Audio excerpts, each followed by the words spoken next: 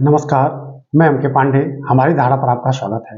युधिष्ठिर, धर्मराज युधिष्ठिर राजसूय यज्ञ कर रहे थे। सभा लगी थी। दरबार में न जाने कहाँ कहाँ किस किस क्षेत्र के राजा आए थे। प्रवचन चल रहा था। भगवान कृष्ण भी उस दरबार में पहुंचे। भगवान कृष्ण की जितनी प्रशंसा होनी चाहिए उस दरबार में हो रही थी।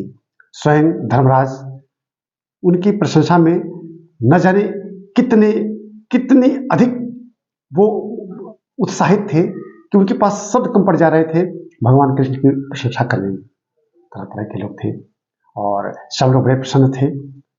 पूरा यज्ञ सही संपादित भी हो रहा था। उस यज्ञ या राष्ट्रीय यज्ञ के दौरान जो सभा आयोजित थी उसमें शिशुपाल भी आया था। शिशुपाल जो कि जन्मजात कृष्ण का विरोधी था, उसने देखा कि बहुत प्रशंसा चल रही है कृष्ण की, उससे रहा नहीं गया और वो सदैव कृष्ण का विरोध करता था।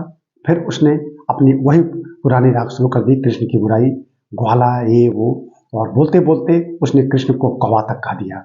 उसने यहाँ तक कहा कि यह यज्ञशाला इस ग्वाले के लिए नहीं है, यह उन योग्य लोगों के लिए है जिनके लिए यह यज्ञ संपादित हो रहा है। इसमें ऋषि महर्षि आए हैं, सारे प्रतिष्ठित राजा हैं, इस बीच में इसको आने की क्या जरूरत थी। अब जितनी प्रशंसा कृष्ण की हुई थी उतनी ही बुराई शिशुपाल करना प्रारंभ कर दिया। पूरा माहौल खराब हो गया।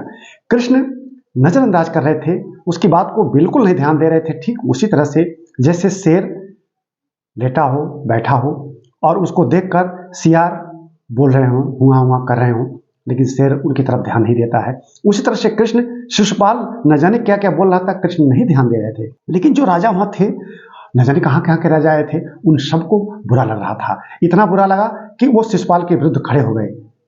जब खड़े हुए, मार डालो इसको, इसको यही जिंदा दफना दिया जाए, तलवार से इसका गला काट दिया जाए। शिशुपाल भी खड़ा हो गया, भीड़ तो था ही, उसने भी ढाल सामने ले ली और तलवार हाथ में ले लिया, मानो अभी उसी सभा में युद्ध हो जाए।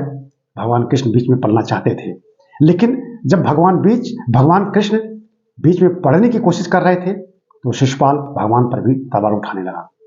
तब भगवान को गुस्सा आया और भगवान ने कहा भी कि 100 गलतियों तक तुमको माफ किया जाएगा, 99 हो चुकी हैं गलतियां, ये 100वां है।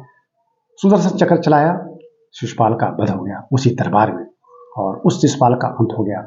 इसके बाद देवता फूलों की वर्षा की, धुंध भी बजाई गई और फिर से भगवान कृष्ण की जो प्रशंसा चल रही थी वह प्रशंसा पुनः प्रारंभ हुई। इस तरह से उस राज दरबार में शिशुपाल ने भगवान कृष्ण को कौवा कहा था, ग्वाला कहा था। भगवान कृष्ण का उसने बहुत अपमान किया। भगवान कृष्ण तो वैसे भी महायोगी हैं, महाज्ञानी हैं, 16 गुण के संपन्न हैं, उनको उस व्यवहार से कोई मतलब नहीं था। शिशुपाल क्या कह रहा था इससे उनको कोई मतलब नहीं था, लेकिन प्रतिशोध राजाओं का था और वो उसने 100 गलतियां कर दी, फिर उसका परिणाम उसको भुगतना पड़ा। भगवान कृष्ण ने जब आगे युद्ध हुआ महाभारत का और गीता का उपदेश दिया जा रहा था, तो गीता के उपदेश में भगवान ने अर्जुन को बार बार कहा कि व्यक्ति को अपने कर्म से पीछे नहीं हटना चाहिए, जो उसके निर्धारित कर्म हो वही करने चाहिए। अपने कर्म से व्यक्ति जब च्युत होगा, कर्म छोड़कर वो गलत रास्ता पकड़ लेगा, जो उसका मूल कर्म है, तो उसको उसका पश्चाताप करना पड़ेगा, उसका दंड भोगना पड़ेगा। शिशुपाल ने वही किया था। कृष्ण ने अर्जुन को समझाते हुए यह भी कहा कि मन से किया गया कर्म असफल हो जाए, ऐसा कभी नहीं हो सकता। लेकिन शिशुपाल ने वह कर्म, अब कैसे हम कहते मन से, उसको गाली दे रहा था, उसका फल उसको भुगतना पड़ा। हमने बड़े संक्षेप में उस राजसूय के दरबार की घटना आपको बताई, आप जानते भी हैं, हमने उसको शब्द दिया। मुझे विश्वास है कि आपको यह वीडियो जरूर पसंद आया होगा। अगर आपको पसंद आया हो तो इसको लाइक और शेयर कीजिएगा। अगर आपने हमारे चैनल को नहीं सब्सक्राइब किया है तो प्लीज़ सब्सक्राइब कर लीजिएगा। इस वीडियो को हम यहीं बंद करते हैं। धन्यवाद।